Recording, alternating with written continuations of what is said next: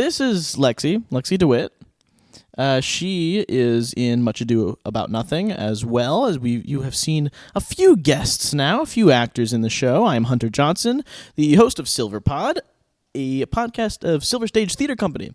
We are based in Lake Geneva, Wisconsin, at the theater Geneva Stage, where we are performing this show, Much Ado About Nothing. I already said that. Lexi, tell us who you're playing. I'm playing Conrade and Sister Francis, not Friar Francis. Ooh, gender bending. Nobody's ever done that in Nobody. Shakespeare. Although gender bending can mean two things. Mm-hmm. It can mean you're either playing the part as a guy, but we cast you, a girl, or... Which is what I thought would be happening. But yeah, we weren't even sure at the casting. Tony didn't know. Tony, our director, he wasn't sure at the very beginning. But we eventually landed on instead casting a girl to play a part written for a guy and then changing the character to a girl. Which I am really vibing with. I think I have made Conrad very sassy and sort of we were talking about what animals our characters would be, and Conrad's very much a raven, wow, kind of yeah. They're gonna see the thumbnail, and it's you in costume. Cool. Yeah. She's kind of hot. There we go. So no, this has been a really fun. Yeah, role, Conrad's saucy. Conrad's saucy. That's the word. Conrad's a saucy character. Your first entrance with Don John is like, okay, who are these two? Right. Yeah. Very villain coded, both of them. Like, I think Evan does that really well too. Yeah. No, it's fun. So Conrad is super fun. You are in an interesting situation in the show where, yes, you're playing characters that were written a little bit differently, but it vibes. It works. You've got your duo with Baracchio, and you've got your... What do you call it? What do you call what you have with Don John? It's a situationship. Okay. Have they? They? You know what I think? I think that it's like Voldemort and Bellatrix. The way that they're like villain flirty, but they're never like a thing. Who's Bellatrix? Me. I'm Bellatrix. No, but who's Bellatrix? In no, in Harry Potter. In Harry Potter, I know who Voldemort is, but I don't. Who is she in the later ones? I think she comes in like 3 or 4. Okay. She's Helena Bonham Carter. Oh, I love her. Yeah, she's incredible. Oh, I see it. Yeah. That's great. Oh, that's fantastic. And Don John is very Voldemort. He's not like Helena Bonham Carter usually is paired with like really weird dudes, you know, Johnny Depp or Sacha Baron Cohen. But I would say it's more you're the weird one in this, Conrad, not you. Thank you. And Don John is more like serious and totally. and angsty. Yeah. And I'm like, my lord, just follow my plan, and it's gonna be fine. Yeah, there's a little bit of Annie. What's her name? The character in Annie. The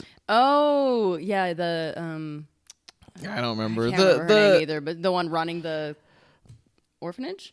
No, there's like a duo. Isn't there like a duo in that? Yes, that's what I was thinking of. The saucy one. Yeah. We'll keep going with that. There's Tim. I don't know. Tim Curry. Is it Tim Curry? Yeah. Oh, I haven't seen that in years. I know. I just watched it like a year ago, and I didn't realize he was in that either. Remember when they did a Jamie Foxx version of Annie, and everybody like hated it? Oh, that's right. I never watched it. Everyone just calls it the bad Annie. Right. Which is unfortunate because it's a movie that's making like culturally pretty new grounds and cool grounds, and then it's an awful movie, and it's like, well, that's unfortunate. Yeah, and I don't know if some people don't like it just because Annie's black, and I haven't heard anyone say that though, you know. And I guess who would say that, but still, like from what I hear, it's just a mess of a movie, like editing wise and whatnot. So, but maybe you know, we haven't seen it, so if you love Jamie Foxx's Annie, I apologize. I will learn from my mistakes. What are you drinking today? Oh, I got a nice iced green tea. A green tea from Dunkin'. Yeah. Where did green tea start with you? Are you a non-coffee person? No, I am addicted to caffeine. I'm a coffee person.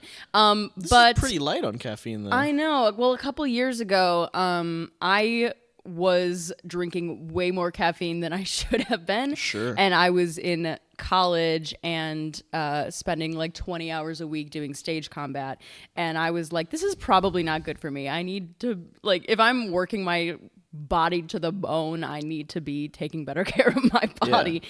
And so I started just drinking tea instead. So I have like an herbal tea. Did you hear about that like health lady who just died from like, she was like the caffeine lady or something? Like, I'm not getting the name right, but she, like, her moniker was like caffeine or something, and she was like this health fitness nut, and she just died at like 28. Oh my god! God. Because she was intaking like 400 or 500 milligrams of caffeine or something, like, and then going working out, and it's that nuts. is so bad for your heart. Like, I can't even. I can't imagine. God. I can't imagine living that way, let alone publicizing it. Yeah, is wild. I mean, to me. I'm sure the comments on her videos and posts were all telling her like, "This is bad for like, you." And like, we get that. We get it. We're watching our video. You like that, but we're telling you to stop. Yeah, but please, for the love of God.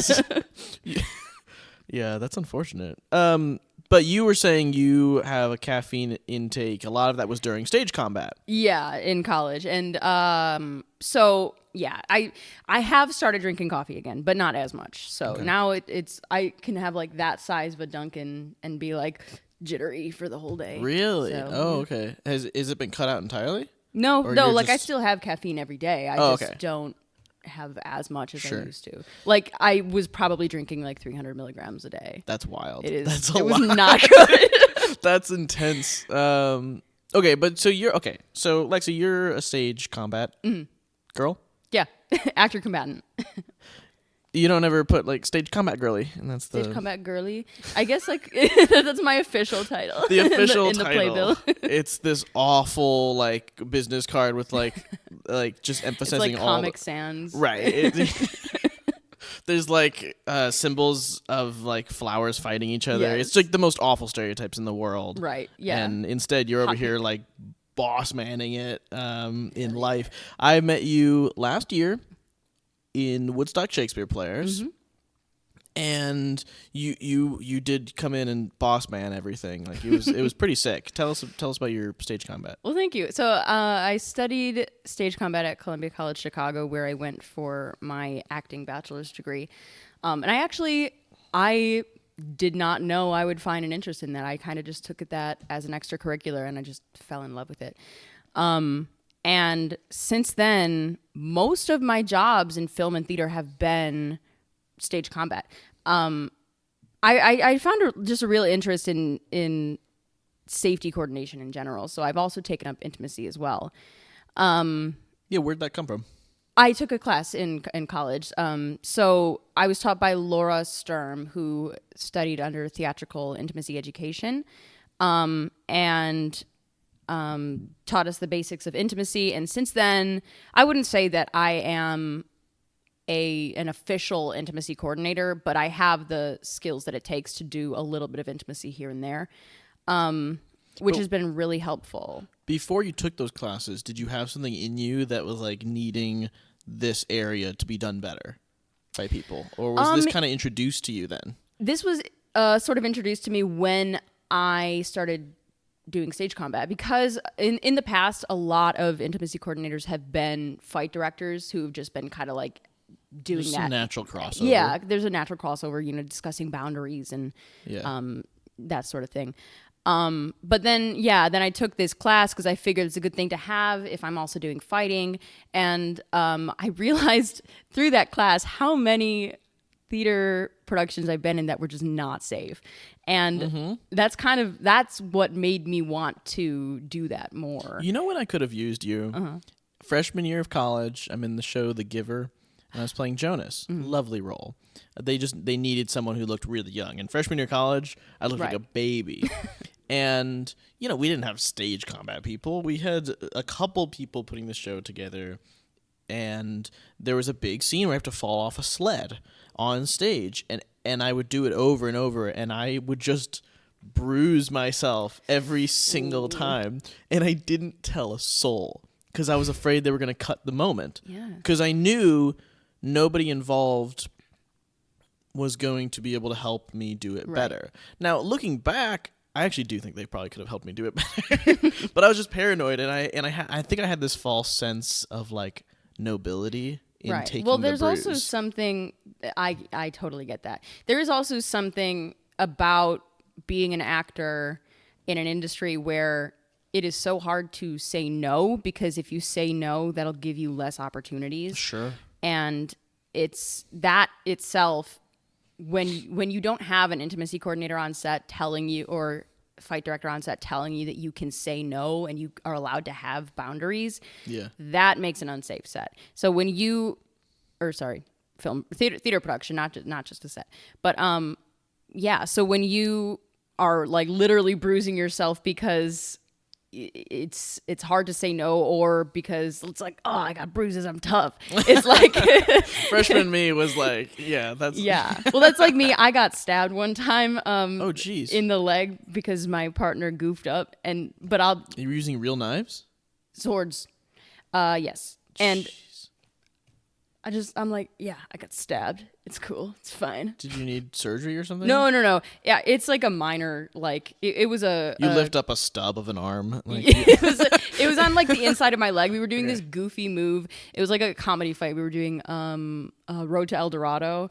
And so... you were doing the fight from the movie? We were... Is that a play? Is there a play of that? No, we just took it from, like the dialogue from the movie in the beginning, and then put that into our choreography. So we were doing this goofy move where we like put our swords together and like twirl around in a circle, and she like sliced my leg, or actually it kind of like went through my leg a little bit. It was not bad, but it was also it was when we were being judged for our certification, so I had to hide it from the adjudicators because we would both have failed. Jeez. And they didn't know? No, they had no idea, because I just kind of like held and my she's leg lying about this story. I am lying. This didn't happen at all. If the SAFD is watching this did not happen. If they're watching this, I am impressed at the spread of this video. Oh, yeah. Where was this? This was at Columbia. This was all at Columbia. How many years were you there? All 4.5 years. Okay.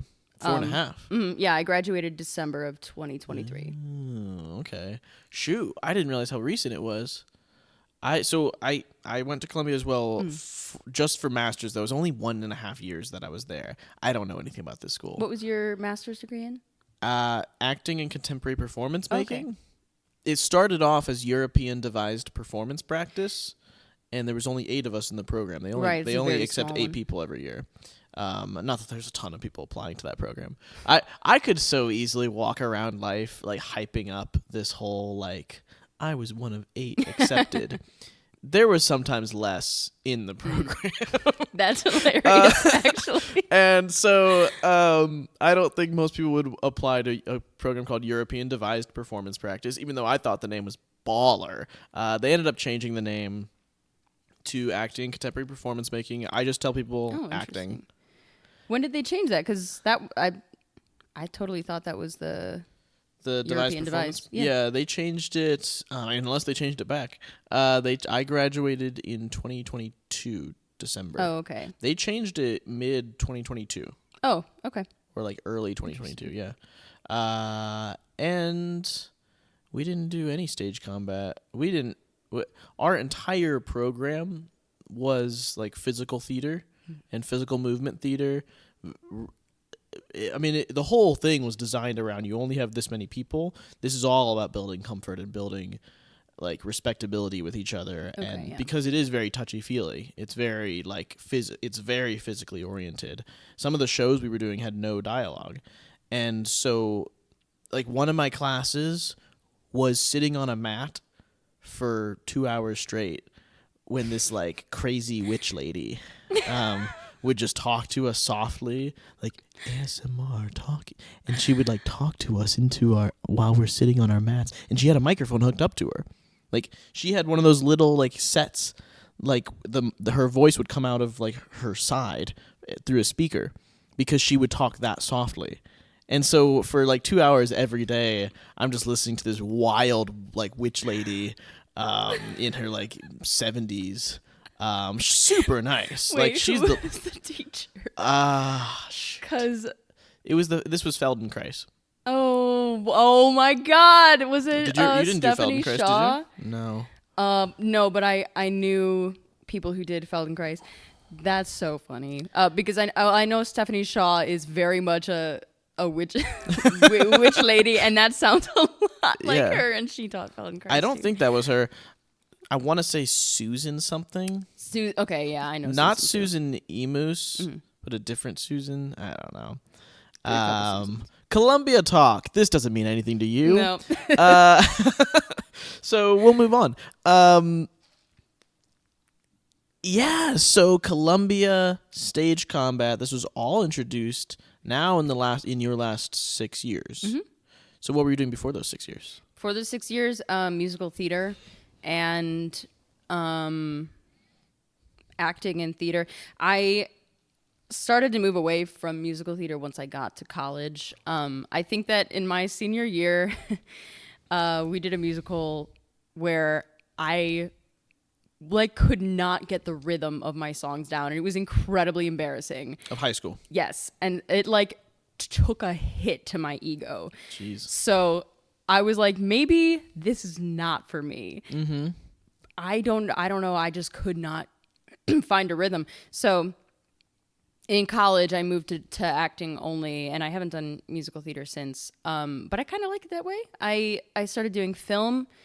And I really appreciate the intimacy of like a film set and how sort of close knit it gets. Yeah. So yeah.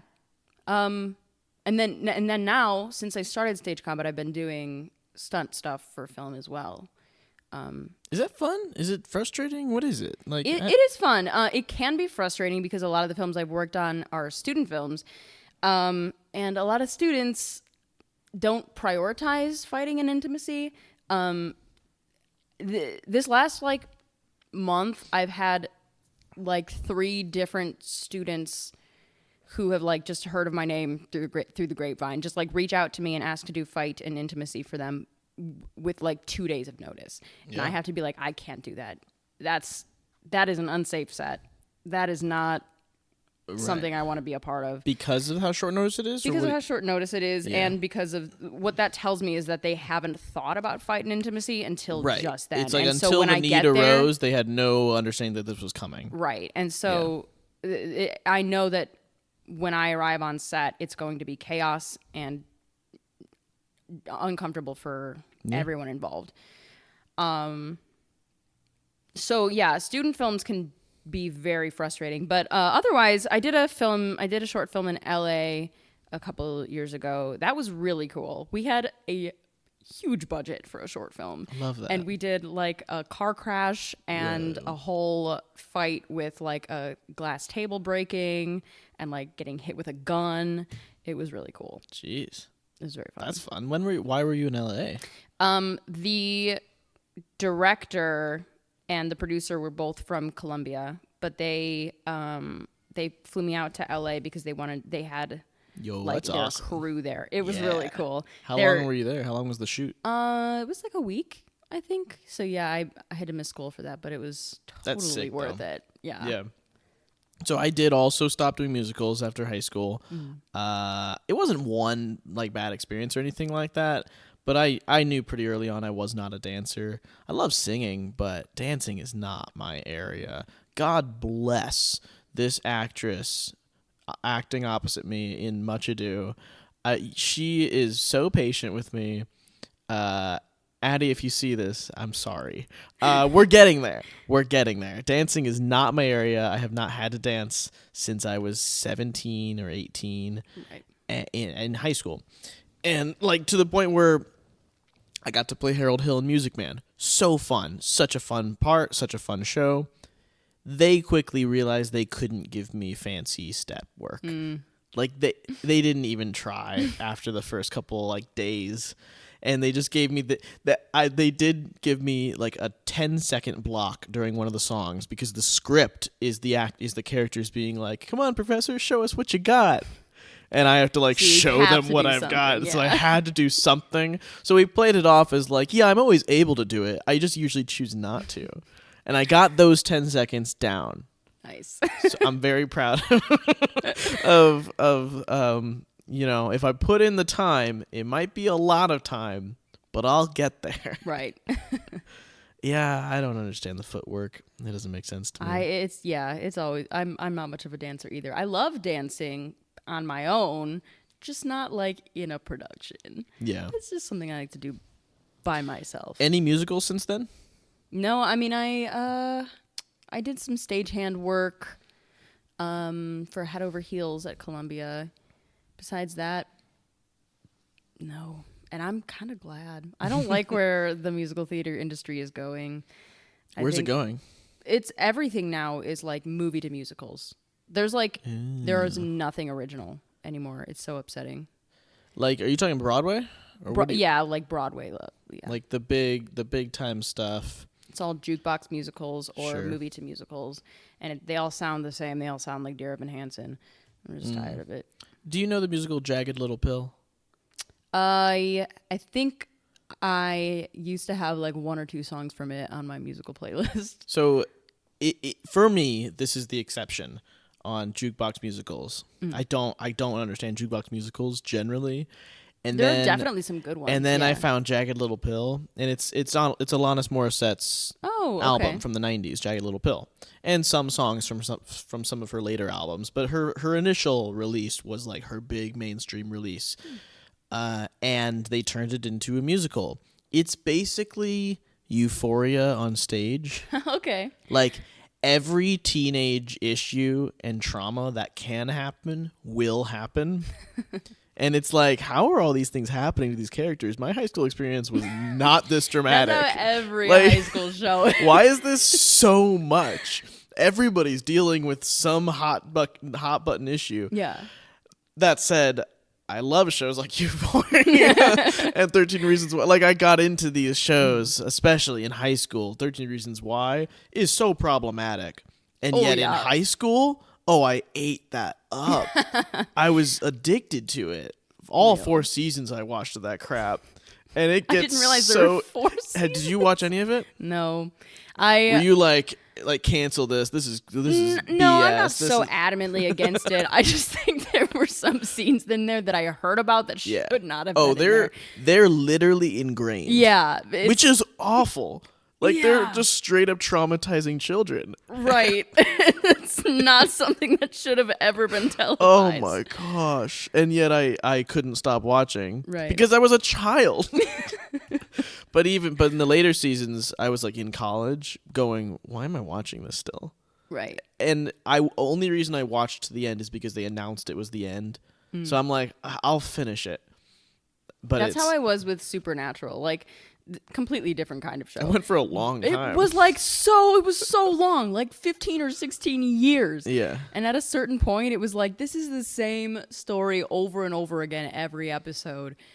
But I'm still going to watch it. Isn't there like an animated crossover with something? Oh, yeah, with Scooby-Doo. They had like a Scooby-Doo I saw some of episode. that, but I've never seen Supernatural. I've never seen a full episode of Supernatural. It's good for the first, 6 seasons. It's like Walking Dead. Have you ever watched Walking Dead? I watched the first season of that, yeah. You can stop there. I can make the case the one more season is great just because of John Bernthal is the villain of season 2. He's great. But you watched the only good stuff. And did you even like that stuff? I did. I'm not much of a zombie person. Yeah. The Last of Us is different. I love The Last of Us. But regarding normal zombie kind of things, it's not really for me. Yeah. It's impressive, like the practical effects, the zombie school. I would love to get cast in Walking Dead and go to zombie school with all these other extras. And they make you train for a couple weeks, I think. That's so cool. How to be a zombie, because they recycle the same extras and put them in new makeup and have them go die in some crazy elaborate way. Right. So practically speaking, it's so fascinating to me. I love that stuff. I love the amount of work they put into it and anything practical. And that's a show that favors stunts. And I Walking love Dead? that. Yeah. Yeah. They train those extras. That's incredible. That's true. amazing. Yeah, they're not these extras are not getting blindsided. They're not getting brought in and I don't know how well organized zombie school is, but the fact that it exists is really cool. Yeah. So, stage combat, before that musicals, that was a hard left turn for you. It was a hard left turn. I didn't plan. At that point, I had already planned on going to school for acting alone, but I just had to kind of sit with myself and be like, this is not for me. This is actually really bad. I am not good at this. The musicals. Yes. And then stage combat, you like found your home. Yeah, I found my jig. Yeah. In stage combat. Yeah. That's so fun. So now you've been out for a couple years, or a year and a half or so, and just living the life, getting gigs, going to LA was during school. That's wild to me. that was wild. Yeah. It was kind of nice too. They paid for everything for me, transportation, Airbnb. Yeah. But yeah, I didn't realize how true the saying is that when they're like, connections are everything. Like your entire career depends on connections. I'd just be like, yeah, okay, I'll make friends in college, whatever. But it literally almost every job since college has been because of connections. I have applied to or auditioned for 2 jobs that I've gotten since college, and that was Much Ado, and then I just did Macbeth at the Raven Theater in Chicago. You said those are the only 2 you've applied for? Yeah, everything else has been given to me because I knew people. Those are the only 2 you've applied to and gotten? And or those are the only 2 you've applied yes. to? Okay. I have auditioned I'm like, for if you're a 2 lot for of 2, things. that's awesome. I have auditioned for a lot of things that I have not gotten. But as far as like stage combat, pretty much people have seen my work or seen how I work on a set or a theater production, and then they asked me to do something else. And like Angie knew me from high school, where I did high school. Oh my God. You did high school? I did high school. Holy cow, I did high school too. We're basically the same person. That's amazing. I did community theater at the Woodstock Opera House in high school. And so Angie knew me through the Opera House. And then when she saw that I had been doing stage combat and she had just started Woodstock Shakespeare Players, she asked me to come for their production. And we created a whole quarterstaff thing, which when I got certified in quarterstaff, I thought that I was like, this is useless. Nobody ever does quarterstaff. Sure. I'm never going to use that. First job out of college I got was a quarterstaff fight. Yeah. So yeah. It's crazy how important connections are. Yeah, I feel that. Networking. I spent... so I went to undergrad in Ohio. So all my connections got lost to Ohio. Yeah. And I came home to do grad school. And I was only there for like a year. So very few connections there. Yeah. It took me about a year of auditioning and applying to jobs to get any consistency. Yeah. That first year, I think I worked 2 jobs. I was in one show and I stage managed one show. Yeah. And outside of that, my first year out of school was practically nothing. I felt like I started at ground zero. And so I was ushering at Broadway in Chicago during all of that. This is when I was living in Chicago. So ushering at Broadway in Chicago was a lot of fun. I got to watch a lot of theater. It felt like I had to embrace like a phase of intake. I didn't grow up watching a lot of theater. Usually when I watched theater as a kid, it just made me want to go do it. Yeah. So it felt like I had like a forced intake period, which I now really appreciate. But I vividly remember losing my mind. Yeah. Especially as an usher, it's so like, it feels so on the outside, you know? You're purely a viewer. You're a paid viewer. Yeah, totally. Who gets to yell at people for being on their phones, which we had to. If we didn't, we would get in trouble. I work at a movie theater, and I don't think I've ever cared enough to yell at someone for being on their phone. I do think it's a little different. It's very different when there's a live show in front of you, especially, and they would get down. They would like really crack down when it was a Disney show. Oh my God, yeah. When I ushered for Lion King, I saw Lion King 15 times. Never got tired of it. Really, it is insanely good. And I don't really listen to it on my downtime, but watching it live and seeing all the animals and everything never got tiring. But you cannot record a Disney show. Like Disney will sue you. Disney will sue you over everything. So, but these people would get mad at me, like really mad. I would pull like these. It was always some 50-year-old woman recording. Recording at the show because she wants to show kids later on about how cool the show was, and then here comes this 20-something usher in a suit that barely fits him, pulling her aside, going, "I'm sorry, you can't record here." And then she's like, "Okay," and then I keep looking at her, and she's like, "What?" And I'm like, "I'm gonna need you to delete those now." Yeah. And then she's like, "What? You're gonna? You can't go on my phone." And I'm like, "Well, then you're gonna have to delete them." And I would watch her delete them, and she was so mad. And then I inevitably keep looking at her, and she's like, "What?" You have to take it out of And your I'm like, recently "You have to deleted go. folder. I need you to go to your recently deleted section. I need you to delete them." And this countless times, people screaming in my face in the hallway behind the theater. I'm really thankful for this period. I feel so much more thick-skinned than I was before this. I stopped one brawl. A brawl? Between two drunk guys my God. fighting over because the drink station was closed and the last guy was ordering, and the guy behind him was so mad. And the first guy was playing the hero, and he was like standing up for us supposedly, but he was also drunk, and like you could tell like he also was just wanted to fight.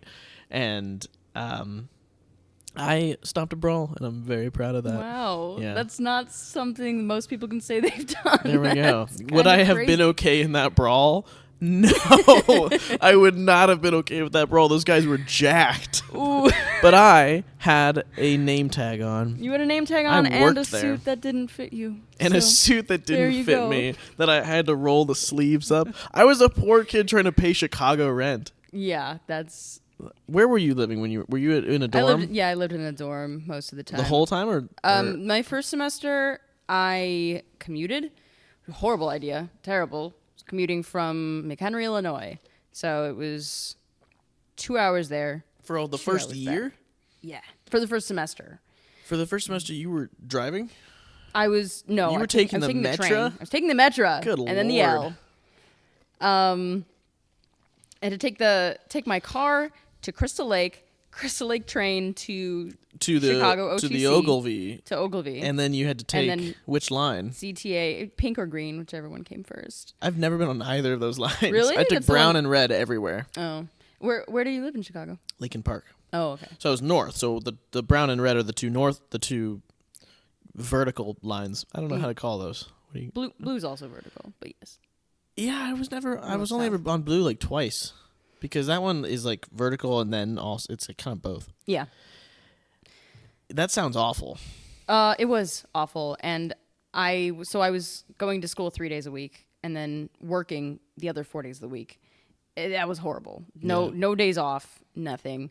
So the next semester, I got a dorm, and then COVID hit, and I was sent home. For how long? Were they closed 1 or 2 semesters? I spent my entire sophomore year at home, online, because Oh, you didn't stop school. no, we didn't stop school. We were out for like 2 weeks when COVID hit, but they had sent us home. Like, And you out of all finished that dorms. spring semester online? Yes. Gotcha. Yeah. Which we did the same thing. But my school didn't give a crap about COVID, so we were right back the next semester. Okay. No Well, precautions. They didn't Yeah. care at all. This is middle of nowhere, Ohio. Ohio. Ohio. It might be weird and crappy in a lot of places in Ohio, but you'll get your education. COVID be damned. We had a COVID gym What? Your COVID gym? full of cots. Like, What- if you got COVID, you get sent to the gym, and you stick it out, and then you go back to school. That sounds like... And nobody cared. It was wild. It's weird talking about this now because everybody was mad about everything at the Yeah. time. You know, I mean, everybody's arguing, and all of the opinions I used to have now have seemed like they've dissipated in the wind. Yeah. And it's so nice. It is very nice. But the time, yeah, you would just get sick. Actually, if you knew someone who got COVID, you were the one quarantined for like a full week. But the person who got COVID was only quarantined for like 3 days because it's done. You can't because they couldn't Okay. like transmit it or whatever after a few days. So there was like 6 times in one semester that I was stuck in my room for a week.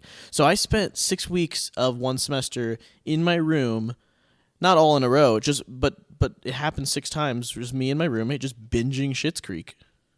I was quarantined at one point because I had strep throat, and I went to the Colombian nurse, and they were like, "You probably have COVID." I was like, "I don't. I have strep throat. I just need like antibiotics." And they're like, "We're not going to give you antibiotics. We're going to quarantine Next, you have COVID. You didn't even look at me. You have COVID." I was like, "Look at my throat, please." So yeah, I was quarantined, binging Always Sunny in Philadelphia. Oh, Like, nice. Yeah, I love it. I love Always Sunny. They're great. Are you caught up? Yes. Holy cow! So you're watching Are you watching Abbott Elementary? No, I haven't seen that yet. I heard that it was very jarring. That like collab they did was very jarring for Abbott Elementary fans because they saw that episode and were like, "Oh, that's probably a good show," and then Always Sunny and then they go watch It's Always chaos. Sunny. Yeah. Yeah. I've only seen 3 seasons of It's Always Sunny. I'm gonna watch the 4th soon, but I'm watching so many sitcoms. The 4th is great. The Okay. 4th is I think that's where it starts getting really good. Okay.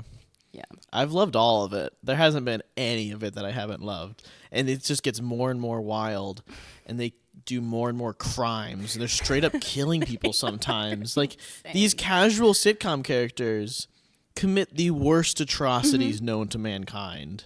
And they leave the greatest mystery, which is how their bar can even be run.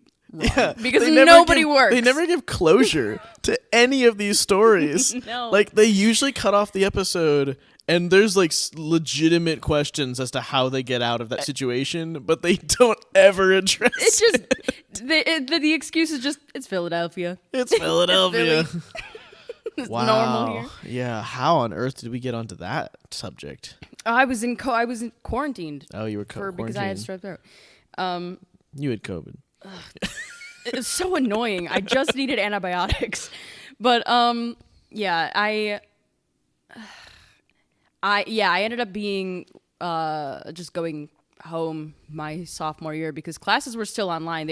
But for some reason they were still letting students move into a dorm. That made no sense to me. I was like, I'm not paying that much money to live in Chicago and do classes online and not in person. Yeah. Yeah. So, yeah. Where did we get to here? I don't know. We were talking about this is pure chaos. It's fine. It's like It's Always Sunny. Yeah. We're basically as funny as basically Rob like McElhenney. So yeah, Columbia, COVID, and so while I'm thinking about it and while we're pausing here a moment, I do still have questions because your track history now is gig life, and before that it was college with a lot, and you discovered stage combat. What was the degree called? Was it just theater? Oh, it was just I was I had an acting degree. You had an acting just degree. acting bachelor's And degree. you discovered stage combat during that, but that fell under the degree. Yeah, it was like Did extracurriculars. certifications come during all of that? Came through the classes, yeah. So Okay, at great. the end, our my instructor is a fight master with the Society of American Fight Directors. So he would call like adjudicator to come out, and him and the adjudicator would assess our fights at the end of the semester. Right. And This is based when you on got stabbed. yes, it was my Or did she? third class, or did I? It was my third semester when I got She stabbed. got stabbed. Strip away the certification now. Go back in the files. Find it. Pull it out. Get it out. This is what the adjudicator sounded like, right? Yeah. Hey, it's me, the fight master adjudicator. Yeah, very, very like 1600s mustache. Very Right. Yeah, but an unclean mustache. Like it's Well, it's a nasty. little dirty. He doesn't Yeah. wash it. Yeah, it's not like a smooth like mustache. It's not like a villain mustache twirly. It's more No, like peasant. Viking. Yes, Viking. That's what it is. Because that was a Viking voice. Obviously. That's what Vikings sound like. So you got your certifications during college, but before all that, I'm tracing the timeline here. Before all that, it was a lot of musical theater. Was it only musical theater? No, I did musical theater only through middle school, and then in high school, I moved to McHenry in my sophomore year, and that's when I started doing just straight play acting, and then musicals too, still. But that's when I like discovered my love for acting and not just like music. Was this all in school, or was this like? Yeah, this was in school. I did stagehand work and backstage stuff outside of school at the Woodstock Opera House. Oh right. Okay. Throughout high school. So I did like tech apprentice work, and I was a props master at one point. So how early did you start? How old were you? How like with all when of you theater? first started any theater? First started any theater? Were you like 2? Like I was I think 11. a 2-year-old stagehand. Chaos. I was 11, and my middle school should not have done this. We did Aladdin. All white kids. Terrible idea. Every school has to do it. It's school- an American tradition that every white American kid has to portray. There's always something you have somebody to take in off of Aladdin. your resume. Yeah, who were you? I was like ensemble member number 15 or something. Did you have like that. any good lines? Any good? I don't think I had. You didn't have any lines. I They think didn't I give you just- like the one-off lines, even at the beginning when they're talking about like Belle No. reading books and how awful that is. I think that I got an understudy for one ensemble person who goes, "He stole my bread." Okay, I was the understudy. you were the for that. understudy for the "He Stole My Bread" I person. think so. Yeah. Wow, they saw your talent that early. They did. They gave you an sure understudy did. line. Yeah. But then 2 years later, by that point, I was playing Ursula in The Little Mermaid, so I had like kind of a Ooh. big growth. Do you have a recording of that? Yeah, I do actually. Has anybody in your family not seen you as Ursula yet? Anybody in my family? Yeah. I don't think so. Do you have kids in the family? They need to experience seeing you as Ursula. You know what? Yeah, my little brothers. You gotta show it they to them. didn't. I gotta. Kids love that stuff. They do. I That's true. I have never told my nieces and nephews, all right, guys, we're going to watch one of my shows. But they've seen multiple of them from like middle school, high school, and they're awful. But they, for some reason, They love it. I think it's because they don't see you as you were a kid. They see you now. Right. So to go back and see you being all goofy and ridiculous, but in the way that they can relate to. Yeah. Because, look, maybe you were the most talented Ursula in the world at that age. That may be. But my guess is you weren't good in it, because none of us were good in those shows. 13. Right, none of us were talented. There was maybe one talented kid per show, and usually it's not the person talking about it. Yeah. Usually the person who went on to do sports broadcasting or something, or like business, a nurse, or, yeah. something actually not even like public speaking related, like Right. Yeah, no, I guess I'll have to show my brothers that. They'd probably find that really funny. I have a little brother now who's getting interested in theater, and he's, oh my God, 11. He's 11, yes. Your little brother's 11? Yeah, I have 3 younger brothers. 2 are 13 and 1 is 11. And they're not twins, different moms. But my youngest brother is 11. And he is just getting into theater a little bit, and he's very eccentric, and he's like the most adorable kid in the world, and I think he would really love to 11's see a that, great actually. age to start. That's when I started too. Aladdin was my second show. That was when Oh, I was really? 12 and I was Iago. So fun. My first one was Beauty and the Beast, and Who I did was you play? Chip. Chip, oh my God, Chip the teacup. little hunter. They gave 11-year-old me tights and a big like plush round teacup. Nice. And the whole audience awed every time I entered. That's so cute. And everybody was really concerned for me. They were all like, "Are you okay? Is this okay for you?" Like everybody's looking at you. Are you okay? There's a lot of check-ins. And I actually didn't appreciate all the check-ins. I was like, I'm fine, darn it. Like, leave me alone. Yeah, I'm an cute. actor. I'm cute, and what about it? Yeah. See, you get it. Yeah. Okay. So before 11, what were your dreams and ambitions? I have no idea. Do you know? Is this a blur? It's a blur. It was like, you know how kids just they want to do. They have new career ideas every other week. It was like that for me. Like at one point I wanted to be a chef, and at another point I wanted to be a lawyer. At one point, I don't know. It was always different. Now, just from hearing a little bit about your family, there sounds like there's been remarriages in there. Yes, it's very complicated. My mom had me, my sister, and my first brother with 3 different people. And then my dad, my mom and my dad were never married. They like separated when I was a baby. My dad remarried and had 2 kids. So that's where my 2 other brothers That's where from.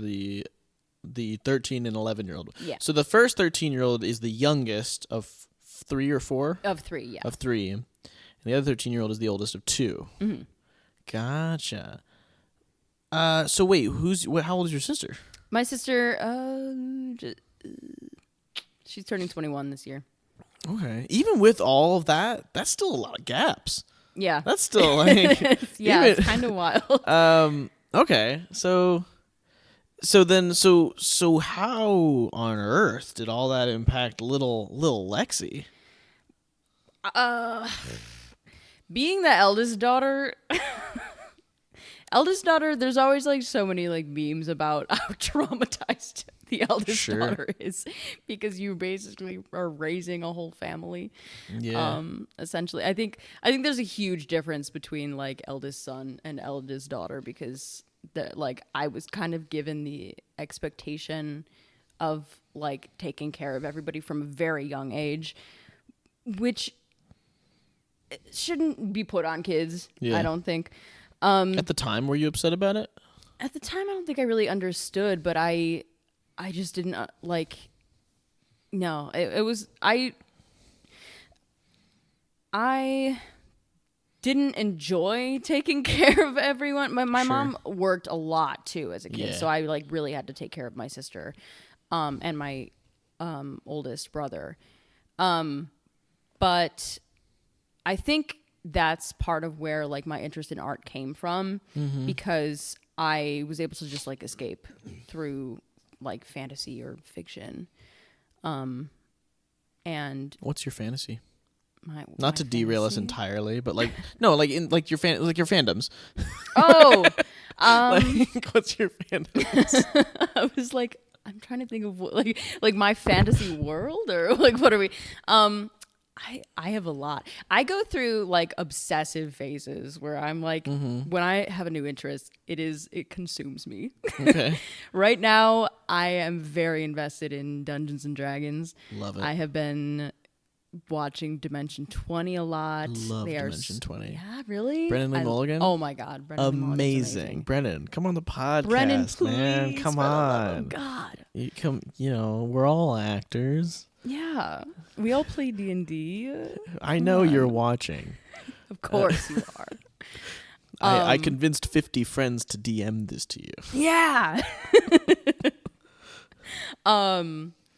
So that's been my thing recently. I have a lot of things I'm very interested in. I've been getting into video games the last like year and a half.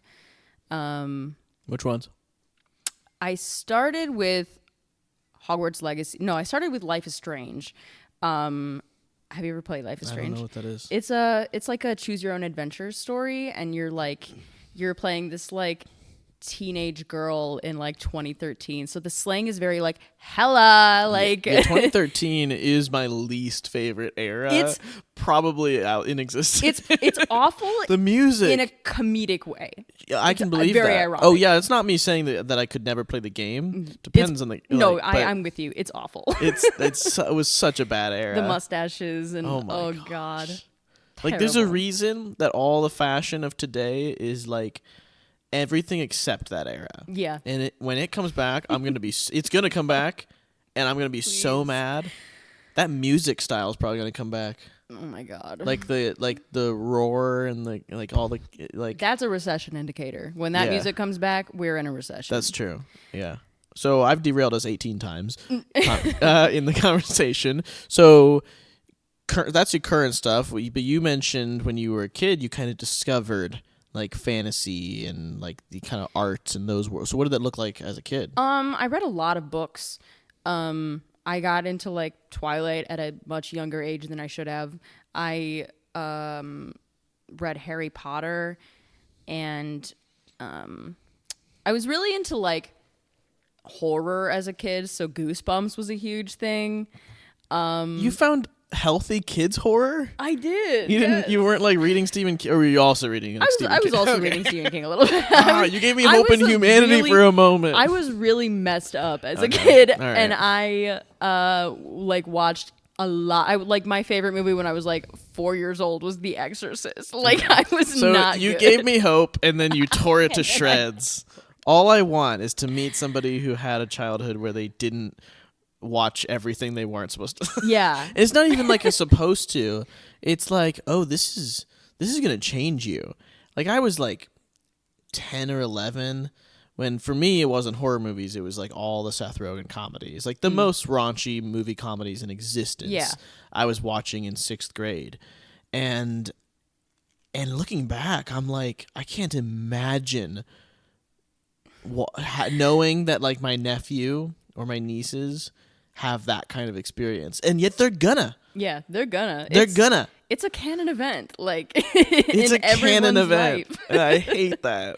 I did the same thing. I would watch like very raunchy comedy when I really shouldn't have. Yeah, but I guess that's who they're for. They're for children. I don't watch the new ones of those now. There really aren't a lot of new ones. Yeah, maybe there aren't. Maybe they aren't there. But Seth Rogen evolved, I guess. I don't know.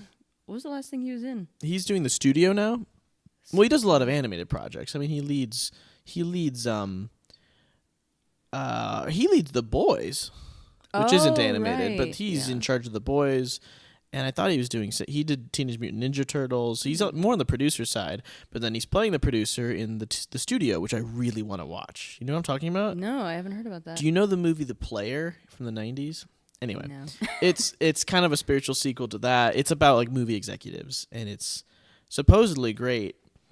But Seth Rogen's gone. I don't know. I'm undecided on how I feel about him now. He's so talented, and I love him. Yeah, and I also feel like he's so safe now. I think there's a paranoia going on in Hollywood. Yeah.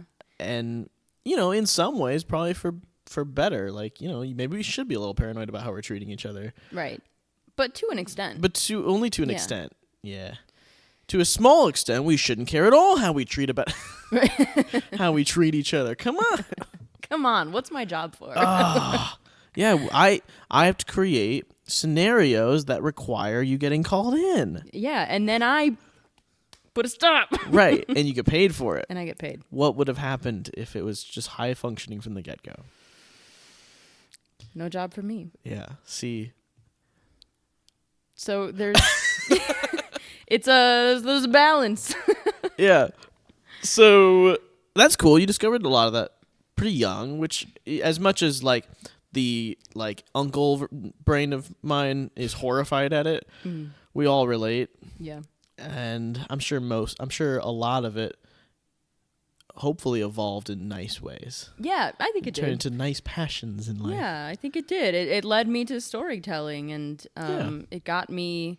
I think I was able to, because I was a really messed up kid. I think I was able to resonate and understand fictional characters better than I was with real people for some time. Sure. And that just gave me writing and reading gave me an outlet for understanding myself in a way that other things didn't. So storytelling has really and reading and has just always been a big part of who I am. What does your family do? What's the background there on your parents and whatnot? My mom is a barber. My dad sells insurance. Or Okay. he doesn't sell insurance. I don't know what he does. He works for MetLife. But they didn't have that kind of reading. Like, No, not at all. okay. I was the black sheep kid of the family. I was very weird to them. Do you come from any sort of religious background at all? Like, what's the, like, I don't know. I grew up Catholic, and on my mom's side of the family, my dad's not really religious, but I spent most of my time with my mom. But so I had like my first communion, and then I decided not to get confirmed because it just didn't feel right. How old are you when you get confirmed? I think like 10 or 11.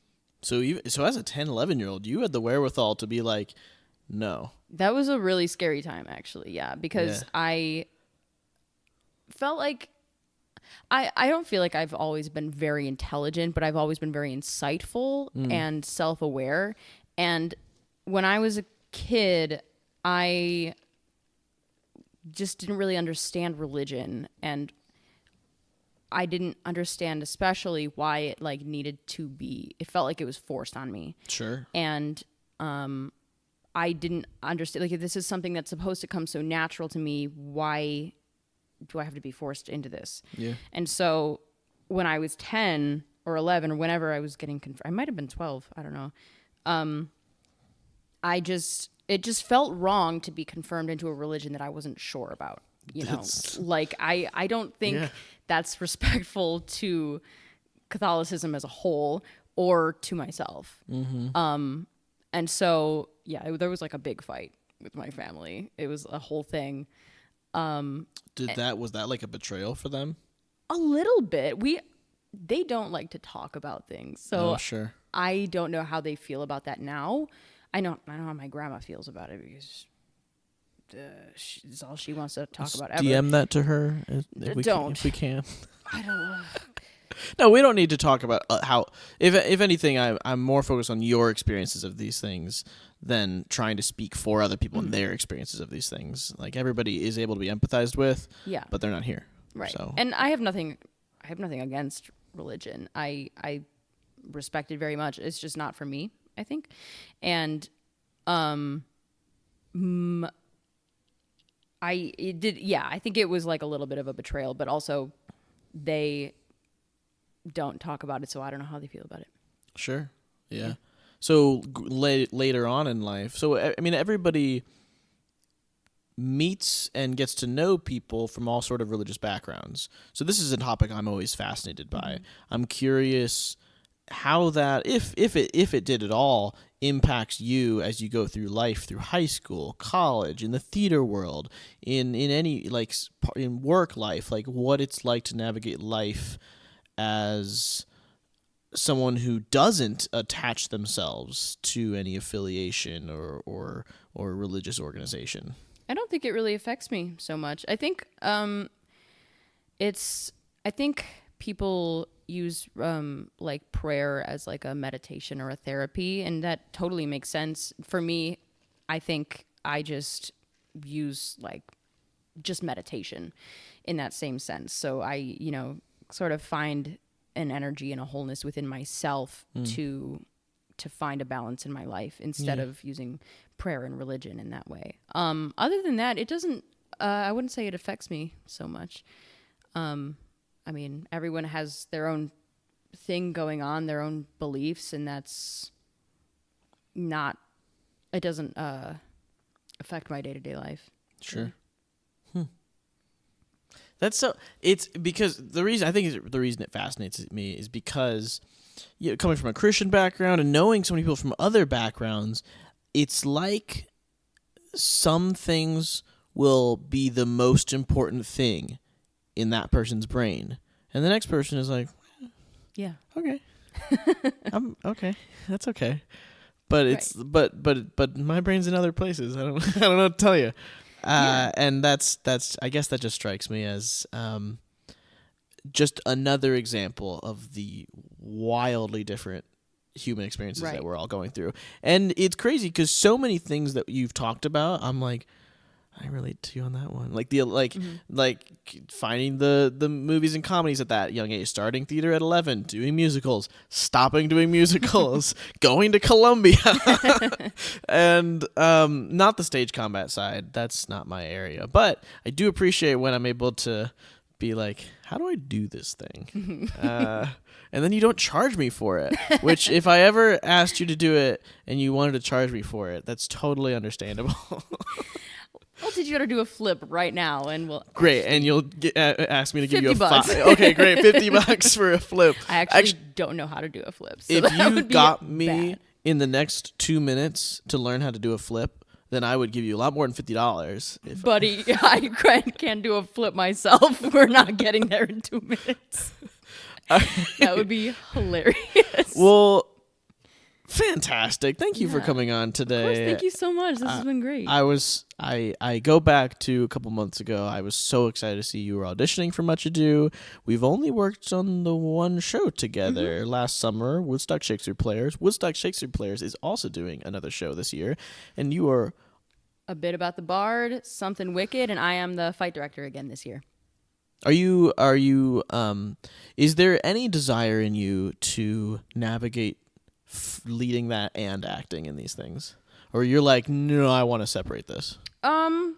You mean like combining like Yeah. my fight with my acting? Yeah. No, like are you auditioning for this one?